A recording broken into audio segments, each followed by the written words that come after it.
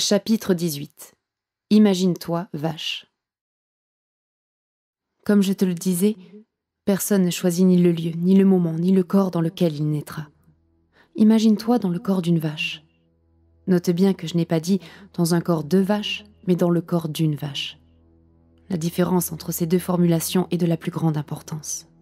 Donc, imagine-toi vache. Plus précisément, tu es une vache laitière de race Primolstein, une Formule 1 du lait. Alors que les allaitantes élevées pour la viande produisent dans les 4 litres journellement, celles de ta race en produisent en moyenne 28 dans le même temps. Les pics de lactation pouvant atteindre 60 litres quotidiennement. Cette énorme performance qui pulvérise tous les records dans la nature a été obtenue par des croisements génétiques. Tu es une machine à lait biologique. Ta robe, noire et blanche et luisante. Ta tête est entièrement noire, sauf une petite tache blanche sur le front. C'est une tache en forme de losange presque parfait. Tes oreilles portent le numéro 2712. Tu es dans la travée 17 de l'élevage intensif Pierre Mourageau. Tes sabots reposent sur du béton. Ton ciel est un toit en fibrociment ondulé soutenu par une structure métallique. Toutes les travées sont séparées par une zone de terre nue, boueuse ou sèche selon les saisons. Un humain enfonce profondément son bras dans ton anus et une tige dans ton vagin pour déposer dans ton utérus le sperme d'un taureau qui a été masturbé. Tu ne sais pas ce qu'on te fait. On t'a immobilisé et tu n'as pas d'autre choix que de te laisser faire. Tu as regardé celui qui t'insémine dans les yeux, mais il n'a rien vu dans les tiens. Il n'a pas perçu ton inquiétude, ta tristesse, ton abattement. Pour lui, tu n'es guère plus qu'un objet, certainement pas une personne, car tu es bien trop loin de son apparence. Un fœtus grandit dans ton ventre. Tu le sens bouger. Tu ne sais pas qu'il y a un rapport entre la pénétration que tu as subie et ce qui croît en toi. Le temps passant, des épanchements d'hormones, notamment d'ocytocine, préparent nombre de changements dans ton organisme pour te transformer en mère. 280 jours plus tard, tu es sur le point de mettre ta première enfant au monde.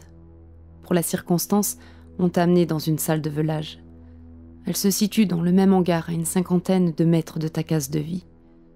Ce déplacement t'a presque donné l'impression de faire un grand voyage. Il y avait bien longtemps que tes jambes n'avaient pas fait tant de pas. Dans cette pièce, il y a de la paille. C'est la seconde fois de toute ta vie que tu en foules. La première fois, c'était pour ta propre naissance.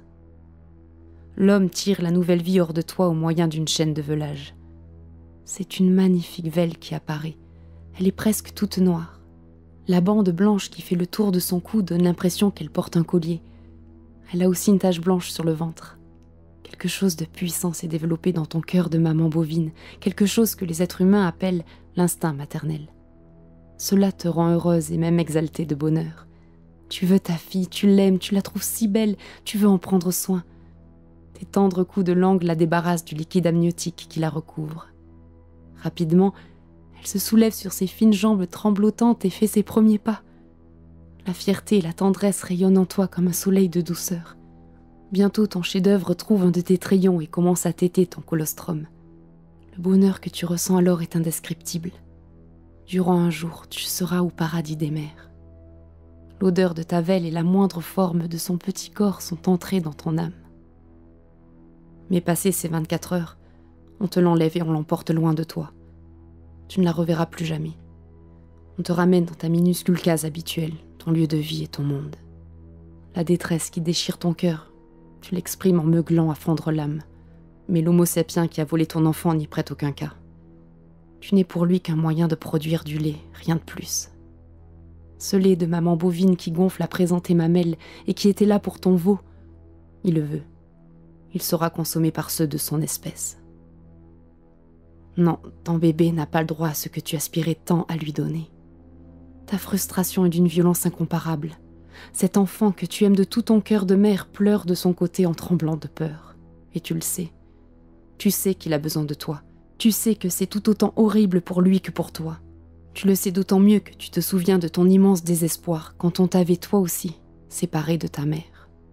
Alors ta souffrance se décuple. Les mois qui passent n'estompent pas la douleur provoquée par le rapt de cette première enfant. Ta langue se souvient de son petit corps fragile qu'elle n'a pu materner d'un trop court instant. Son odeur demeurera jamais dans tes souvenirs. Ta mémoire repasse en boucle les déchirants meuglements de détresse qu'elle t'a dressés quand on l'emportait loin de toi. Cependant, on t'a encore inséminé, et ce qui se passe en toi finit, petit à petit, par t'apaiser un peu. Un jour, elle est là, magnifique. Celle-ci est majoritairement blanche, seules sont noires ses 2 oreilles et de nombreuses petites taches sur le dos. Elle est avec toi une vingtaine d'heures.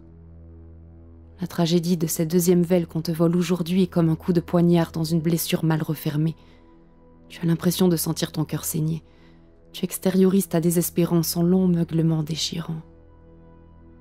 Tu ne songes pas à te révolter, car tu ne sais pas que ces rapts sont des crimes. Pour toi, c'est la vie, c'est tout. Même celui qui en est l'auteur n'en a pas conscience. Pour lui aussi, c'est la vie, c'est tout. Une idéologie lui fait voir cet acte comme la norme, au seul motif que tu n'es qu'une vache à lait. Dans la doxa humaine, ton sort d'esclave est tellement normal que vache à lait est une référence d'exploitation légitime. Nous ne sommes pas des vaches à lait, s'indigne-t-on. Vous êtes parqués par milliers, des barres métalliques séparent chacune d'entre vous. Tu lises des liens avec tes voisines, mais ils sont généralement très superficiels. Les rapports sociaux ne sont pas faciles dans ces conditions. Ce jour-là, pourtant, une forte amitié va naître entre toi et celle qui est à ta gauche. Cette vache plus âgée que toi accorde son infortune à l'unisson de la tienne. Ta souffrance lui évoque ce qu'elle a vécu 2 mois avant toi. Elle te lèche le museau pour t'offrir sa bienveillance. Tu en éprouves un grand réconfort. C'est souvent en se léchant que ceux qui n'ont pas de main se prodiguent des caresses, car la langue est un organe pourvu de terminaisons nerveuses très sensibles. C'est avec elle que les mères donnent de la tendresse à leurs enfants. C'est aussi avec elle que l'on exprime son amour ou son amitié, avec des manières de lécher différentes, selon la nature et l'intensité des sentiments. Oui, les personnes bovines ont une affectivité complexe comme nombre d'autres animaux. L'admettre serait beaucoup demandé. Femmes et hommes sont très loin d'à peine le supposer, car leur disposition d'esprit est imperméable à l'altérité. Très peu ont une idée de tout ce que 2 vaches peuvent se dire. Pour la majorité, les autres espèces poussent de simples cris. L'idée qu'elles puissent parler des langues inconnues n'éclot jamais, tuée dans l'œuf par la conviction qu'il s'agit seulement de sons peu signifiants. Les êtres humains pensent qu'ils sont les seuls à penser et se disent qu'ils sont les seuls à dire. Durant les semaines qui suivent, votre amitié se renforce. Elle vous aide à supporter votre existence d'esclave. Notre ami n'a qu'une seule oreille entière, la droite. Il ne reste plus qu'une partie de l'autre, moins de la moitié. Toutes les 2 portent le numéro 2311. Tu ne sais pas ce qui est arrivé à son pavillon gauche. Elle ne t'a rien expliqué à ce sujet. Ce n'est pas le genre de choses que les vaches peuvent facilement se dire. En revanche, elle t'a appris qu'on lui avait ravi plusieurs veaux et velles à elle aussi, qu'elle en avait terriblement souffert et que c'est pour cette raison qu'elle comprend et partage si bien ta détresse. L'attachement que tu lui portes est si grand. La 3e velle est blanche, avec seulement 2 taches noires, une énorme sur le dos et une toute petite ronde sur le front. Lorsqu'on te l'arrache, c'est encore une terrible épreuve. Heureusement, ton ami une oreille est là pour te soutenir. Hélas, un jour on fait monter cette dernière dans un gros camion gris et rouge avec d'autres vaches. Toutes sont harassées par leurs années de servitude. L'embarquement est très brutal. Des coups de bâton et de fourche pleuvent sur leur croupe. Elles ont peur de glisser en gravissant le plan incliné qui conduit à la benne. Leurs jambes, qui n'ont presque jamais marché, tremblent sous l'effort. L'une d'elles choit sur la terre sèche dans un bruit sourd de chair qui s'écrase. Son meuglement de douleur te fait tressaillir et panique toutes tes codétenues. Elle ne parvient pas à se relever malgré les coups qui s'abattent sur elle. On lui tord la queue. Mais ce geste n'a pas d'autre effet que de décupler ses hurlements de douleur et de terreur. On constate que sa jambe avant gauche est cassée. Alors l'homme que tu connais, contrarié par cette perte de temps, éructe des jurons. De longs frissons d'angoisse parcourent ton corps quand tu assistes à ces brutalités. En toute hâte et sans ménagement, on passe une sangle autour d'elle, puis on utilise un treuil et une corde pour la tirer depuis l'intérieur du camion, au milieu de ses congénères terrifiés. La bétaillère démarre et les emporte toutes quelque part, tu ne sais où. Tu ne reverras plus jamais celle qui n'a qu'une oreille, mais tu ne cesseras de penser à elle. Des meuglements d'angoisse résonnent longtemps parmi toutes celles qui partagent ton misérable sort. Alors vous mangez. C'est la seule chose qui vous reste à faire, manger. Vous mâchez et ruminez votre ensilage de maïs. si loin d'imaginer que vos ancêtres libres broutaient, si loin de vous imaginer ce qu'est la liberté, si loin de vous imaginer que le monde s'étend au-delà des murs qui vous enferment. Du temps est passé. Tu as plusieurs fois été touché par les mammites, une infection douloureuse d'épis. On t'a pompé tant de lait. Tu es exténué. Tu viens de donner le jour à ton 4e enfant. C'est un veau cette fois. Ton pauvre corps usé semble un peu revigoré par le bonheur que tu ressens. L'homme qui t'a tiré hors de toi s'est exclamé « Bah ça alors, on dirait un panda !» Il lui accroche le numéro 3388 aux oreilles et te laisse un moment seul avec lui. Outre le fait que tu ne parles pas la langue humaine, comment pourrais-tu savoir ce qu'est un panda ? Tu lui donnes tout ton amour maternel et tu es au paradis quand il boit ton colostrum. Mais tu ne peux exprimer ta débordante tendresse qu'un jour à peine. On charge ton bébé dans une brouette et on l'emporte loin de toi. C'est le 4e enfant qu'on te kidnappe. Cette fois, tu t'y attendais bien sûr. Tu n'en es cependant pas moins malheureuse. Et une oreille n'est plus là pour te réconforter. À l'heure qu'il est, des homo sapiens l'ont déjà ingéré et puis déféqué. La terrible détresse qui t'accable, tu la meugles nuit et jour. À chaque traite, tu plonges ton regard triste vers celui qui vient te siphonner. Tu cherches du secours dans ses yeux, car tu n'as plus que lui. Souvent il est brutal. Il te maltraite parce qu'il a des soucis. Mais ce que l'espèce humaine appelle le syndrome de Stockholm fait que tu t'attaches à lui malgré toi. Il connaît ta détresse, mais il n'entre pas en empathie avec toi. Les pleurs de vache sont pour lui une habitude. Il a déjà ravi tant de velles et de veaux dans sa vie. C'est son métier. Comme d'habitude, son regard évite le tien. Il n'est pas facile pour un être humain d'éprouver de la pitié quand l'argent qu'il gagne est inversement proportionnel à l'intensité de sa compassion. Il accroche la treilleuse à tes pieds et passe à ta nouvelle voisine qui se lamente autant que toi pour les mêmes raisons. Tant d'afflictions bovines résonnent sans cesse en ces murs. Au moins une vache sur 4 pleure ici. L'espèce humaine vous appelle les vaches à lait. Des publicités vous montrent dans de vertes prairies avec quelques veaux ou velles s'ébaudissant près de vous. Comment pourrais-tu savoir ce qu'est une prairie, toi qui n'as jamais vu ni un brin d'herbe ni un bout de ciel? Pour toi, le monde est un hangar. Chez les êtres homo sapiens, il arrive qu'on parle de vous à sa progéniture. Qui donne le lait ? Lui demande-t-on. La réponse « la vache » est souvent accompagnée de « me ». Oui, on explique que vous donnez votre lait, pas qu'il vous est dérobé. De bonne foi, on répète ce qu'on a appris quand on était soi-même jeune. Inutile de te préciser que presque personne ne sait qu'il faut vous inséminer, puis kidnapper vos propres bébés pour vous faire produire du lait. Presque tout le monde pense que vous empissez comme eux de l'urine. Personne ne se pose la question en fait.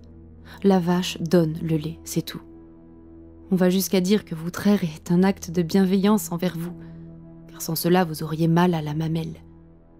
Il existe même un fromage qui s'appelle la vache Kerry, et sa boîte est illustrée par une vache hilare. Comment faire mieux en matière de cynisme ? Un peu plus de temps s'est écoulé. Tes glands de mammaire ne sont pas encore complètement arides, mais tu produis moins de lait. Celui qui t'exploite décide de se débarrasser de toi, pour te remplacer par une vache plus jeune qui va bientôt mettre au monde le premier fruit de son ventre. Tu es épuisé par tous tes veulages et par les quelques 35 000 litres de liquide nourricier que ton corps a déjà fourni. Tellement harassé que tu n'as même plus de force de porter ta tristesse, trop fatiguée pour être malheureuse. Ton corps et ton esprit ne sont plus que des demeures pour la lassitude. Le camion gris et rouge qui avait emporté ton ami arrive et s'arrête. Tu reconnais les odeurs de ses gaz d'échappement et de l'huile de son moteur. Tu l'as déjà revu plusieurs fois, et chaque fois cela fait battre ton cœur. D'abord parce que tu l'as associé à la disparition de ton ami, mais aussi parce qu'il vous terrorise toutes, vu qu'il repart tout le temps avec certaines d'entre vous, qu'il charge dans sa benne avec une extrême brutalité. Des meuglements de douleur et de frayeur accompagnent systématiquement ces enlèvements. Tu espères chaque fois que cette chose ramène une oreille. Hélas, elle ne réapparaît toujours pas.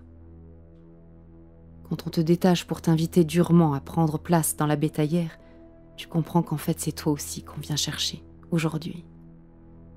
Malgré les coups qu'on te donne, tu n'arrives pas à monter dans le véhicule qui t'offrira ton premier et dernier voyage. La passerelle est trop pentue. Une grue est là pour te poser dans la benne. Les sangles qui te soulèvent te font atrocement mal, mais tu es si lasse que tu meugles la peine. 12 esclaves laitières, parvenus à leur fatale retraite, sont chargés avec toi dans ce véhicule funèbre. La longévité d'une vache comme toi est d'une vingtaine d'années, si sa condition de vie est paisible, mais votre asservissement vous épuise tant que vous êtes au bout du chemin à 5 ans seulement. Or, tu as 5 ans. Le voyage est interminable, si le plein été la bétaillère est un four. La souffrance dilate le temps. Tu ne sais pas ce qu'est une minute, c'est un mot humain, mais chacune d'elles est une éternité. Chaos, vibrations, accélérations, coups de frein, secousses, brusques virages vous précipitent l'une sur l'autre ou contre une paroi. Vos sabots glissent sur le métal de la benne.